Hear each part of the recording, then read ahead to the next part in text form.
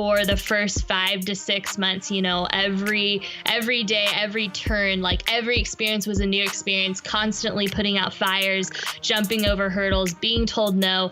But it was keeping that eye on the vision and essentially not giving myself an option to opt out that kept us going through all those no's and rejections. All we really had to rely on was our business plan that we had created with what we thought at the time were realistic projections. But anyone who's started a business, made a business plan, and then you're a couple years into your business, you know that business plan is really just a guide, and you're going to veer off that a lot.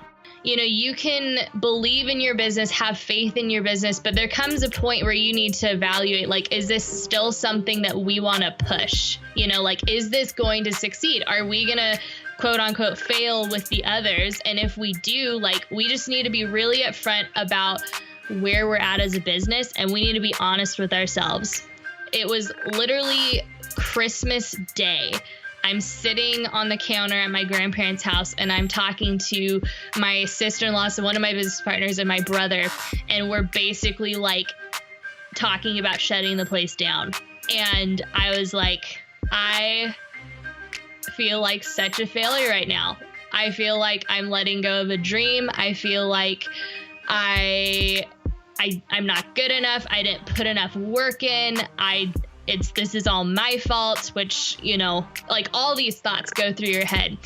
And so we started basically going through the process of potentially shutting the place down. And the worst part about all of this was we couldn't tell anyone about it because we weren't sure yet if we were going to do it. But so we're doing all this research and projections and all this, and still having to get up every day and run the business. Sometimes, a lot of times, our biggest no's, our biggest down point, when you're in that moment where you're pretty much just what am I doing with my life? Should I just go get a 9 to 5?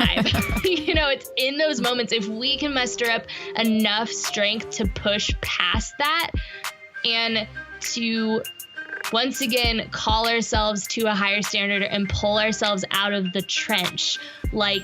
What's on the other side is almost always going to be just this exponential amazingness, success, whatever you want to call it.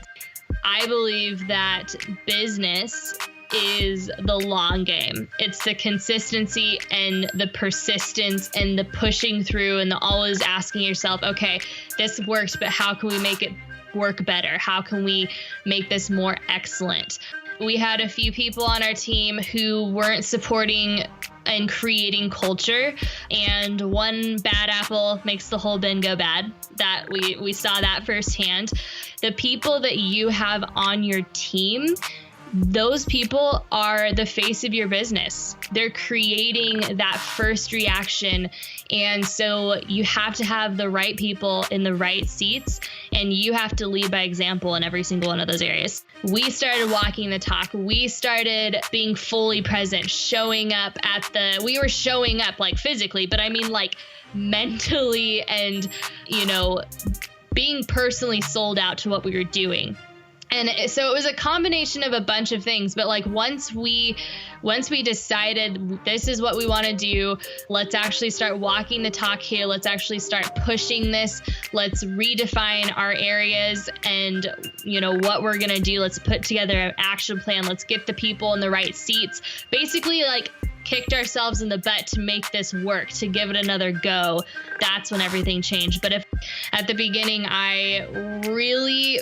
if there was a problem, I would take it, first of all, personally. And second of all, I would just get so down about it. And I'd be I failed. Oh my gosh, blah, blah, blah.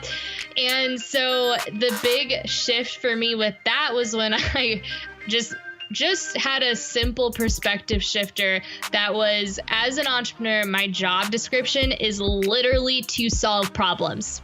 That's what I do. That's what I do every single day. And in order for that to happen, problems have to arise, things have to change. Change equals growth. That perspective for me shifted a lot. And I think if I would have known that sooner, it would have given me so much more inner peace, because that would have become my new reality and therefore pushed me constantly towards growth. And if anything, like creating good problems in the business, problems that come from changing things, problems that come from fast growth. So if there's anything I had to tell my younger self, that would have been real nice to know.